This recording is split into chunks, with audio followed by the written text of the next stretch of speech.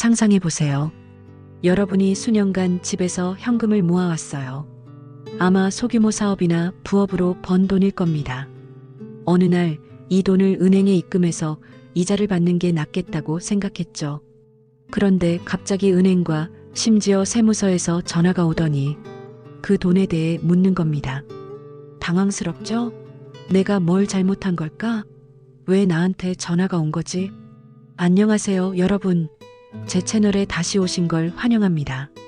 이곳에서는 복잡한 금융 주제를 쉽게 풀어 여러분의 소중한 자산을 지키는데 도움을 드립니다. 오늘은 많은 분들이 깜짝 놀라는 주제를 다룰 거예요. 바로 한국의 현금 거래 감시 시스템입니다. 먼저 50대 김 씨의 이야기를 들려드릴게요. 하지만 이건 누구에게나 일어날 수 있는 일이에요. 본격적으로 시작하기 전에 이 콘텐츠가 도움이 된다면 구독 버튼과 좋아요를 꼭 눌러주세요. 이런 중요한 정보를 계속 전할 수 있는 힘이 됩니다. 김 씨의 이야기, 흔한 사례. 50대 후반의 김 씨는 편의점을 오랫동안 운영하다 작년에 가게를 정리했어요. 그동안 모은 현금 약 7천만 원을 집에 안전하게 보관하고 있었죠. 이자율이 오르자 김 씨는 이 돈을 그냥 둘 게 아니라며 5천만 원을 한 번에 은행 계좌에 입금했어요.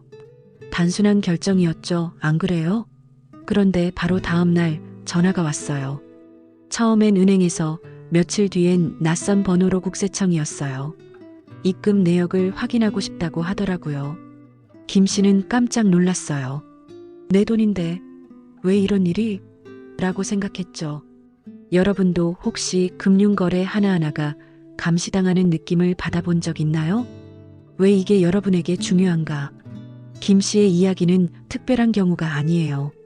점점 더 많은 사람들이 비슷한 전화를 받고 있어요. 왜냐? 한국의 현금 거래 감시 시스템이 점점 더 엄격해지고 있기 때문이죠. 저축을 입금하거나 가족에게 돈을 보내거나 큰 돈을 인출할 때도 여러분의 거래가 당국의 주목을 받을 수 있어요. 대체 왜 이런 일이 생기는 걸까요?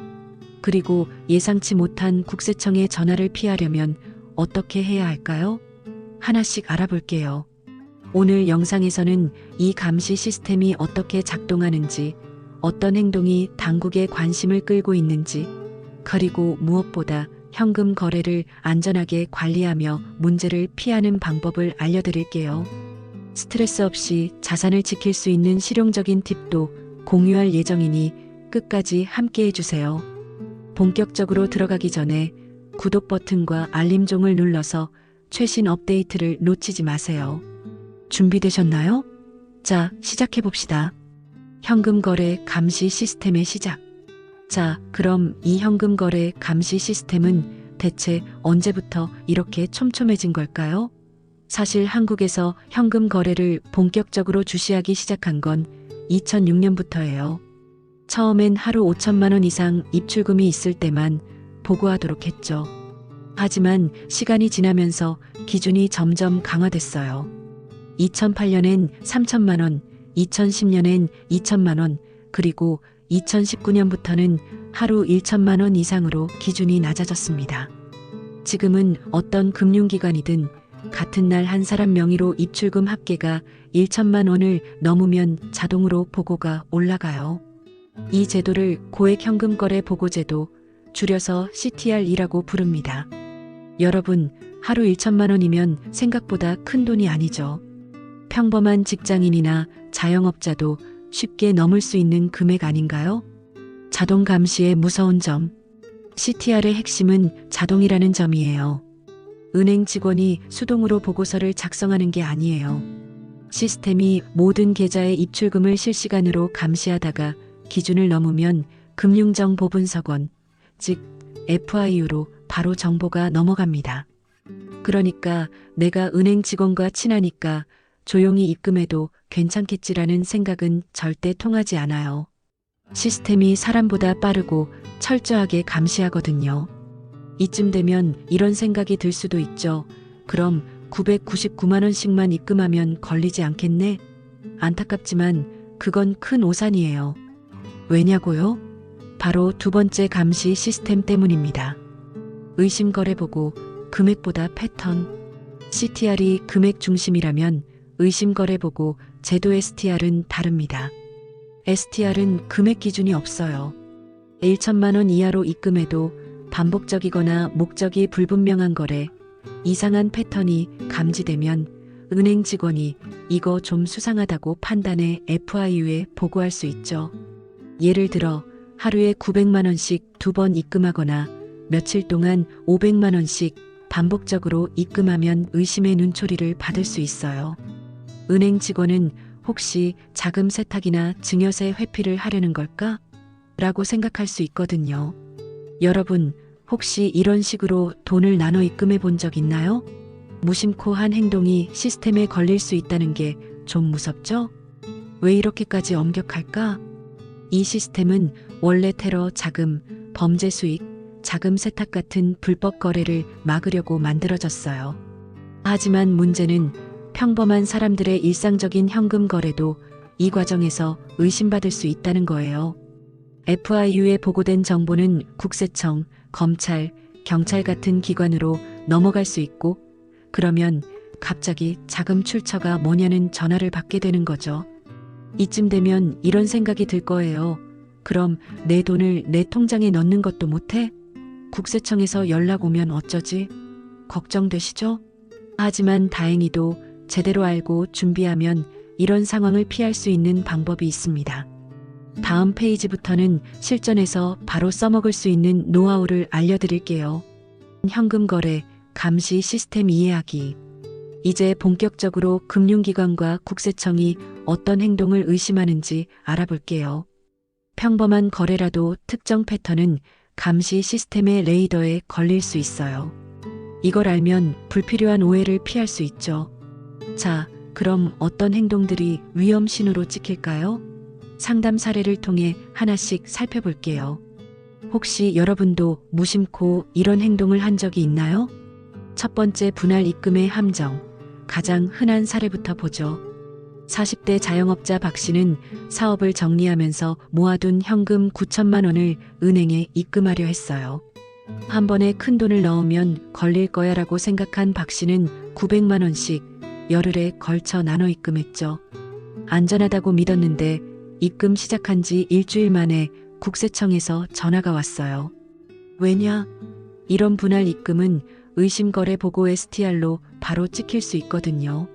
시스템은 반복적인 소액 입금을 자금 세탁이나 세금 회피 시도로 보거든요. 여러분, 큰 돈을 쪼개서 입금하면 괜찮을 거라고 생각해 본 적 있으신가요? 그게 오히려 더 위험할 수 있어요. 두 번째, 소득과 맞지 않는 큰 거래. 다음은 소득 대비 과도한 현금 거래예요. 예를 들어 월 수입 200만 원 정도를 신고하던 프리랜서 이모 씨가 갑자기 6천만 원을 현금으로 입금했어요. 은행 시스템은 이 씨의 평소 소득과 거래 패턴을 AI로 분석하고 있었죠. 이런 큰 돈이 갑자기 들어오니 이 돈은 어디서 왔지? 라며 의심의 꼬리가 붙은 거예요. 상속인지 증여인지 아니면 다른 출처인지 불분명하면 세무조사로 이어질 수 있어요. 내 돈이라도 소득과 어울리지 않으면 주목받는다는 점 기억하세요. 세 번째, 평소와 다른 거래 패턴. 평소엔 100만 원 이하로만 입출금하던 계좌에 갑자기 4천만 원이 입금되면 어떨까요? 은행 시스템은 고객의 거래 패턴을 학습하고 있어서 이런 갑작스러운 변화는 바로 감지돼요. 60대 정 씨는 퇴직 후 모아둔 돈을 입금했는데 평소 소액 거래만 하던 계좌라 의심 거래로 보고됐죠. 은행 직원은 내부 규정에 따라 STR을 제출했고 정 씨는 자금 출처를 설명하느라 진땀을 뺐어요. 여러분의 계좌, 평소 거래 패턴과 갑자기 달라진 적 있나요? 네 번째, 애매한 입금 사유. 은행 창구에서 이 돈은 왜 입금하시나요? 라고 물었을 때 그냥 필요해서요 라거나 친구한테 받은 거예요 처럼 대충 답하면 위험해요. 50대 최 씨는 3천만 원을 입금하며 가족이 줬다고만 했는데 구체적인 증빙을 못 내자 STR로 보고됐어요. 목적이 불분명한 거래는 자금 세탁 가능성으로 의심받기 쉬워요. 입금 사유를 명확히 설명할 준비. 되셨나요? 5번째, 여러 은행 돌며 거래. 마지막으로 같은 날 A은행, B은행, C은행을 돌며 현금을 입금하거나 인출하는 경우예요. 요즘 FIU 시스템은 여러 은행의 거래를 통합적으로 감시해요. 30대 강 씨는 5천만 원을 세 은행에 나눠 입금했는데 이게 오히려 자금 분산 시도로 의심받아 국세청 문의를 받았죠. 여러 은행을 이용한다고 안전한 게 아니에요. 오히려 더 주목받을 수 있죠. 마무리 예방이 중요하다. 이렇게 보면 일상에서 흔히 하는 행동들이 감시 시스템에 걸릴 수 있다는 게 놀랍죠? 하지만 걱정 마세요. 이 패턴들을 알면 피할 수 있어요. 다음 페이지에서는 국세청 연락이 왔을 때 어떻게 대응해야 하는지, 그리고 애초에 이런 상황을 예방하는 실전 팁을 알려드릴게요. 계속해서 궁금하시죠? 끝까지 놓치지 마세요. 이 영상이 도움이 되고 있다면 구독과 좋아요 꼭 눌러주세요. 다음 페이지에서 더 유용한 정보로 찾아뵙겠습니다. 더 깊이 알아보는 의심거래 패턴. 지금까지 기본적인 의심거래 패턴을 알아봤죠. 하지만 국세청과 금융기관이 특히 예의주시하는 조금 더 복잡한 사례들이 있어요.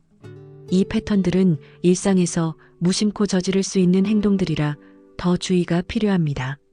자, 어떤 경우들이 금융당국의 레이더에 걸릴까요? 실제 사례를 통해 하나씩 풀어볼게요. 혹시 이런 행동, 나도 해본 적 있지 않을까 떠오르는 게 있나요?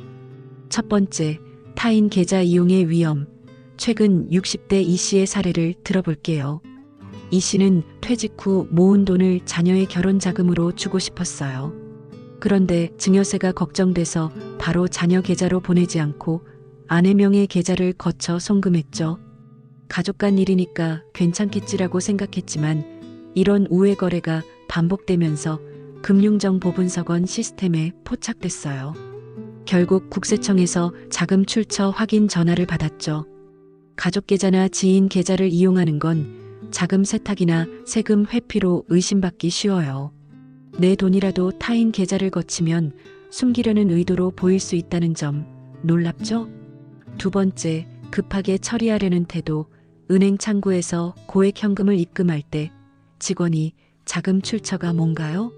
라고 물으면 어떻게 대답하시나요? 50대 자영업자 정 씨는 4천만 원을 입금하며 바빠서 빨리 처리해 주세요라며 서류 작성을 피하려 했어요. 그런데 이 태도가 오히려 직원의 의심을 샀죠. 정상적인 자금이라면 차분히 설명하고 서류를 제출하는 게 일반적이에요. 급하게 넘어가려는 모습은 뭔가 숨기는 게 있나? 라는 인상을 줄 수 있어요. 은행에서 질문받을 때 당황하지 않고 대답할 준비 되셨나요? 세 번째, 현금만 고집하는 거래. 요즘은 카드나 계좌 이체가 일반적인데 유독 현금만 고집하면 눈에 띌 수 있어요.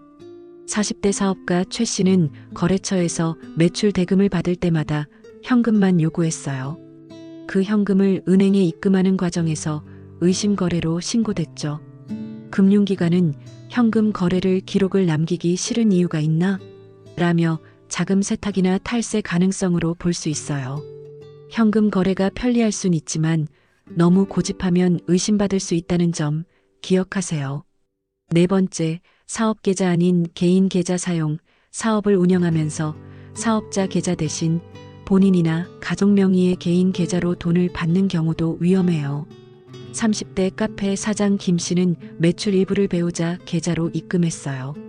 편리하다고 생각했지만 세무조사에서 매출을 누락하려는 거 아니냐는 의심을 받았죠.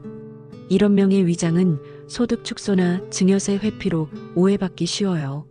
사업자라면 반드시 사업 계좌를 사용하는 습관 중요하죠? 이 패턴들이 왜 문제일까? 이런 행동들은 일반인 입장에선 단순한 편의나 습관일 수 있어요. 하지만 금융기관의 시스템은 이를 이상신호로 간주해요. 의심 거래로 보고되면 FIU를 거쳐 국세청이나 수사기관으로 정보가 넘어갈 수 있죠. 그렇다고 바로 범죄로 몰리는 건 아니에요. 대부분은 자금 출처를 확인하는 단계에서 시작되지만 이 초기 대응을 잘못하면 세무조사로 커질 수 있어요.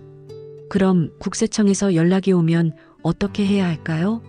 다음 페이지에서 실전 대응법을 자세히 알려드릴게요. 이 정보가 도움이 됐다면 구독과 좋아요로 응원해주세요. 다음 페이지에서 국세청 전화에 침착하게 대응하는 방법을 배워볼게요. 국세청 전화 당황하지 말고 이렇게 대응하세요. 갑자기 국세청에서 전화가 오면 심장이 쿵쾅거리죠. 내가 뭘 잘못했나? 라는 생각에 머리가 새하얘질 수도 있어요. 하지만 잠깐 숨을 고르고 들어주세요. 연락이 왔다고 해서 바로 세무조사로 넘어가는 건 아니에요. 대부분은 자금 출처를 확인하는 간단한 절차일 뿐이죠. 중요한 건 이 첫 대응에서 실수하지 않는 거예요. 자, 그럼 어떤 실수를 피하고 어떻게 똑똑하게 대응해야 할까요? 실제 사례를 통해 쉽게 풀어볼게요. 혹시 전화 받아본 적 있으신가요? 그 기분 어땠나요? 절대 하면 안 되는 실수들, 먼저 상담 사례에서 자주 보이는 실수들을 짚어볼게요. 50대 주부 정 씨는 국세청 전화에 너무 놀라서 친구가 잠깐 맡긴 돈이에요라고 얼떨결에 말했어요. 그런데 그 친구가 누구인지 증빙 서류는 있냐는 질문에 답을 못하면서 일이 꼬였죠. 첫 번째 실수, 당황해서 거짓말하거나 얼버무리는 거예요. 이건 오히려 의심을 키울 뿐이에요. 두 번째는 무조건 잘못했어요라며 사과하는 거예요. 40대 직장인 박 씨는 잘 몰라서 그랬어요. 라고 했는데 이게 자금의 불법성을 인정하는 뉘앙스로 들릴 수 있죠. 세 번째는 혼자 해결하려는 거예요. 전문가 도움 없이 직접 국세청과 통화하다 보면 실수로 불리한 말을 할 가능성이 커요. 이런 경험 혹시 떠오르는 거 있으신가요?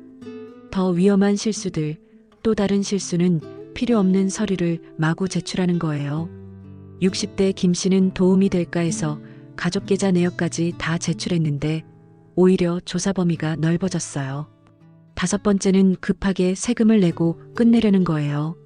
그냥 내면 되겠지라며 성급히 돈을 내면 나중에 돌이키기 어려울 수 있어요. 마지막으로 전화로만 대충 설명하고 끝났다고 생각하는 거예요. 전화는 기록으로 남지만 정확한 증빙이 없으면 문제가 해결된 게 아니에요. 이런 실수들 무심코 저지를 수 있죠? 똑똑한 대응법 5가지. 그럼 어떻게 해야 할까요?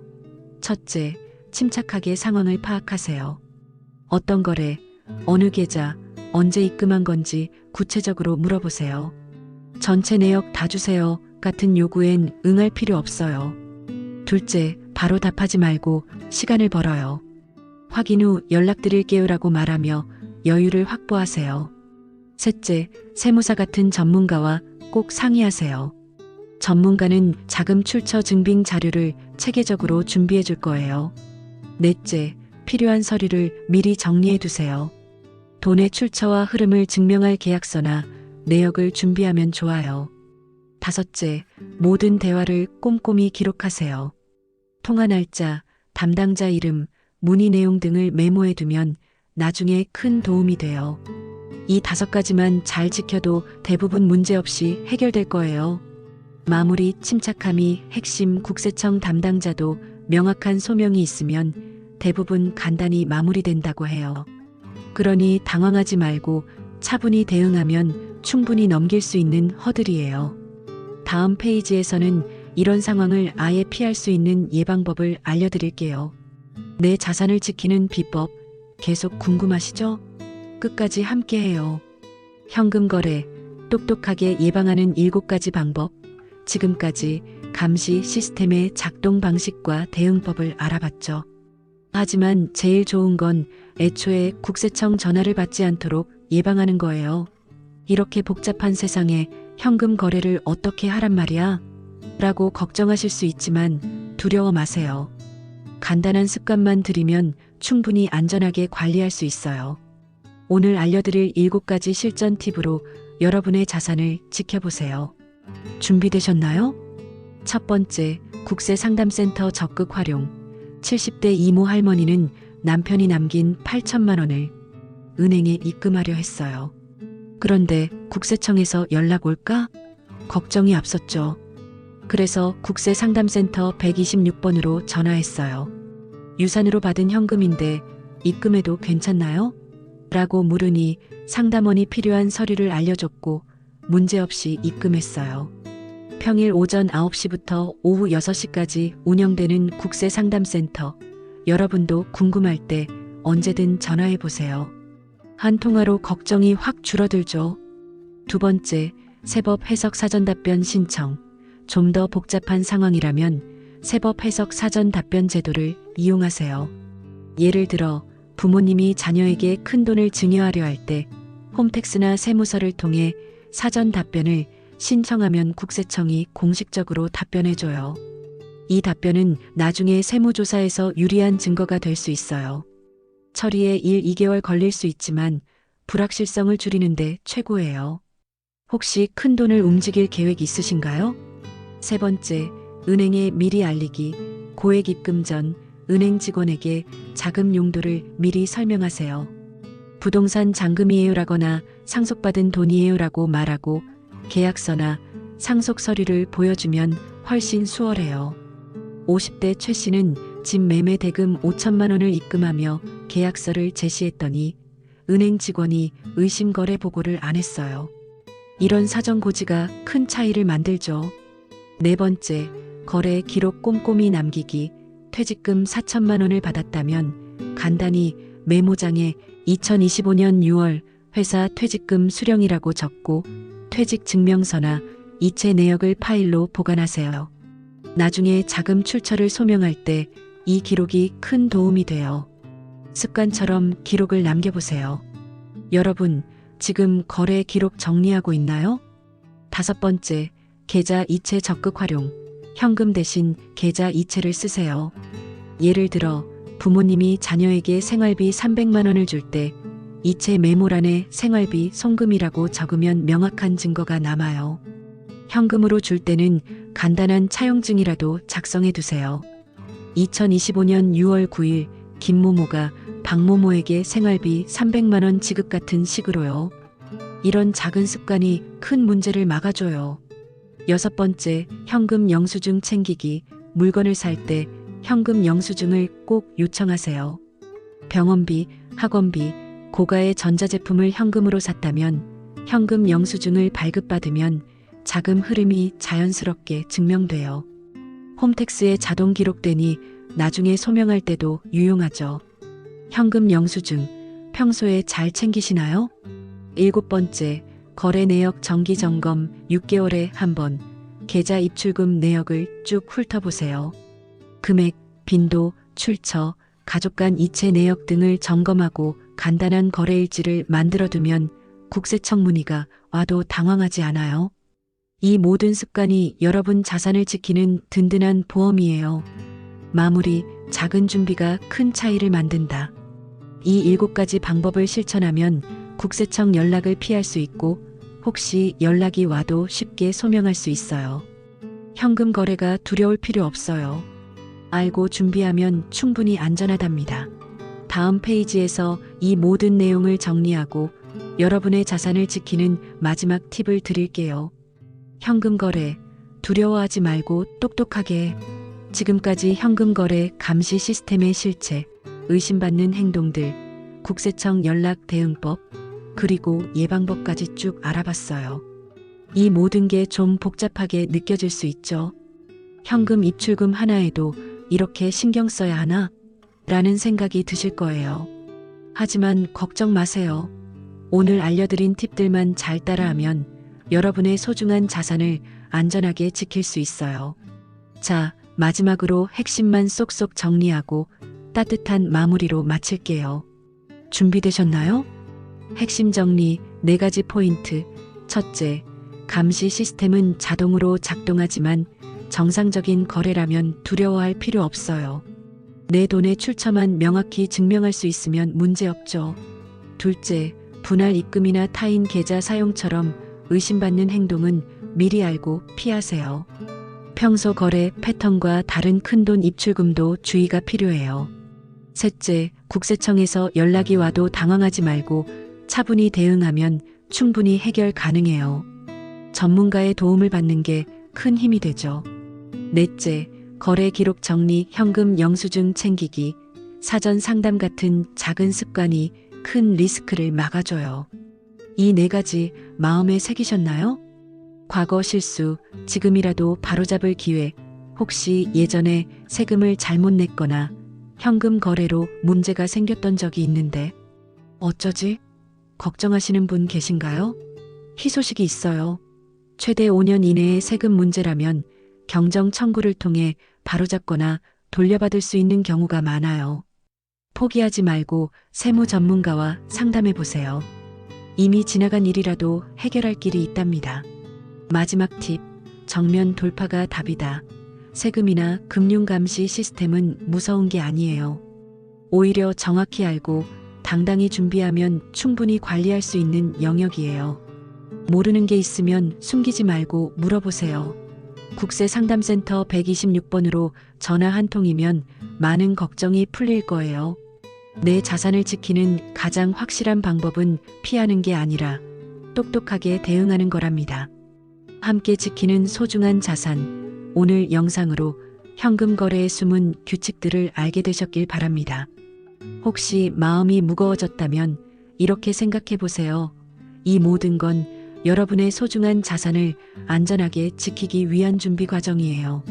지금까지 들어보시고 영상이 도움이 되셨다면 구독과 좋아요 꼭 눌러주세요. 그리고 부모님, 친구, 가족분들께도 꼭 공유해주세요. 특히 부모님 세대는 이런 정보를 모르고 불필요한 스트레스를 겪는 경우가 많거든요. 함께 알면 가족 자산을 더 든든히 지킬 수 있죠. 끝까지 시청해 주셔서 진심으로 감사드립니다. 오늘도 행복하고 편안한 하루 보내세요. 감사합니다.